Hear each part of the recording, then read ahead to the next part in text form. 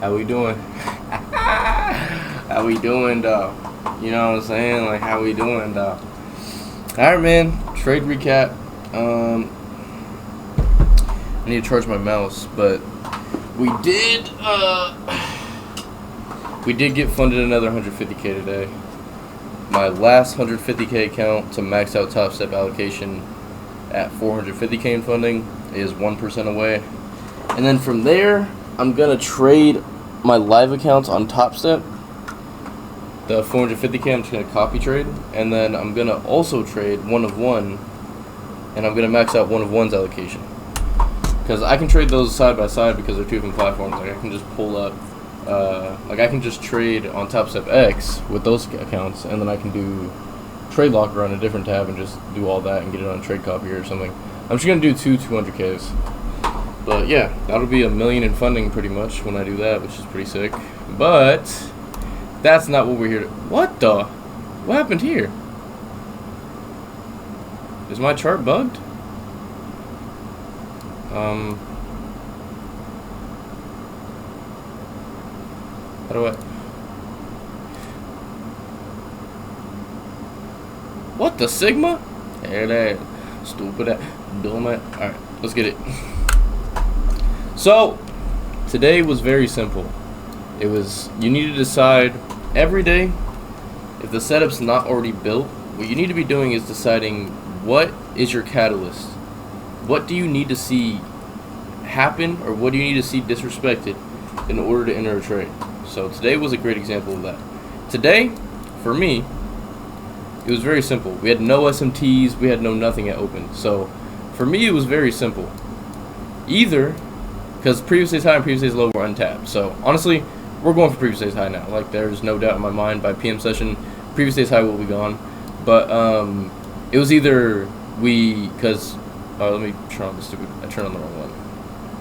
It was either, since we were near previous day's equilibrium.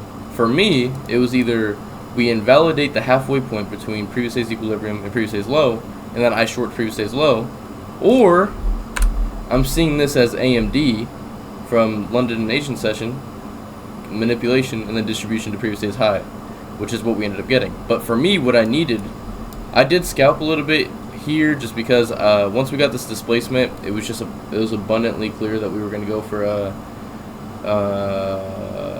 what's it called? That we were going to go for equilibrium of this range.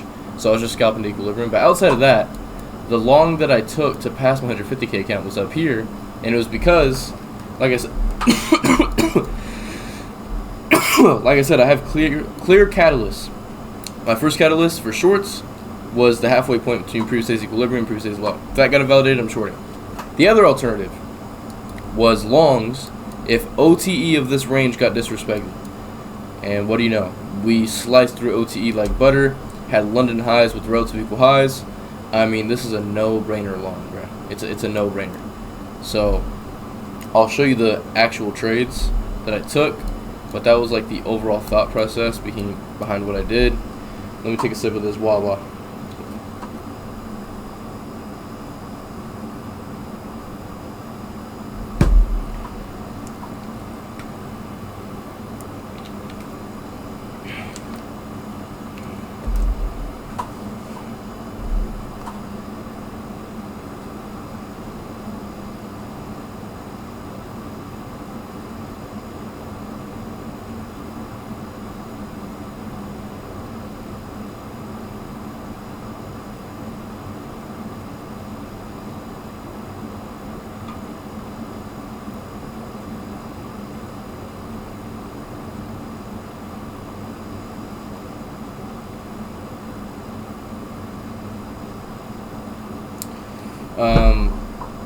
So yeah, let's go into the actual trades. So, like I said, I was waiting for this to get clapped up. It didn't get clapped up. What's another thing that I'm waiting for that I tell you guys to always wait for? The macro. The AM session macro. Okay? So when we dumped here, to be honest, I did think that we would end up going for this right here, but we didn't. Don't believe we got SMT. No, we did not. So I was just waiting for this 1 minute inverse. The 1 minute got inversed, so I longed there. And like I said, at the start, I'm just scalping to equilibrium of the range. So that would be, turn this off.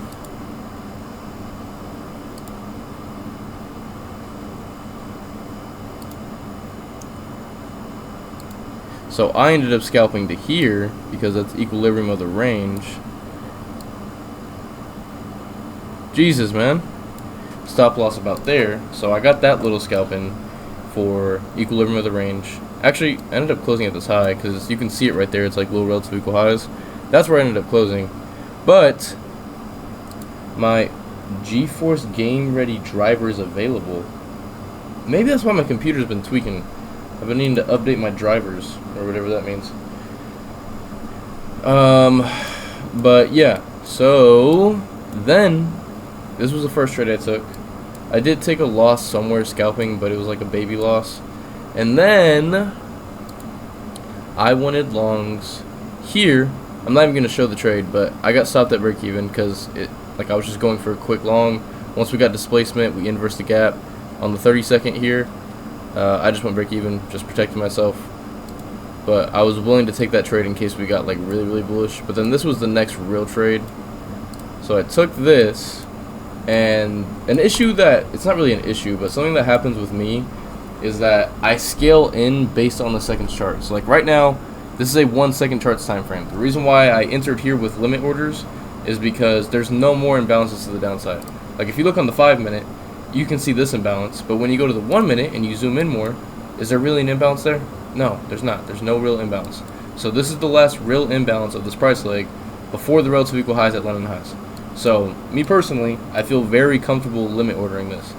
But the reason why you see me get stopped out at break even pretty frequently is because I made a TikTok about it today. I scale into positions, but it's based on the seconds chart.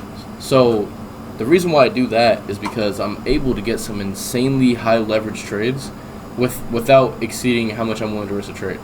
So like on this, there was on the 15-second, I know it sounds crazy, and I'm not recommending that you guys do this. I'm just telling you what I did personally.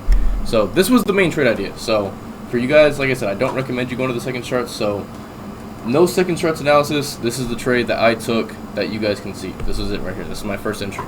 Then, as we displace, there was a 15-second CISD, change in state of delivery. It's basically just the formation of an order block after we type into a level of liquidity or whatever, or a PD array. So that happened. I scaled in another contract. We inversed a 30-second gap up here. I scaled in some more contracts. And then when we inversed this 1 minute, I'm pretty sure I added as well. No, it had to have been on the 30-second then. But yeah, there was the 30-second got inversed. I added on that as well. And this entire time, since I got in like 2 or 3 contracts here. I think it was 3. So I got in 3 here.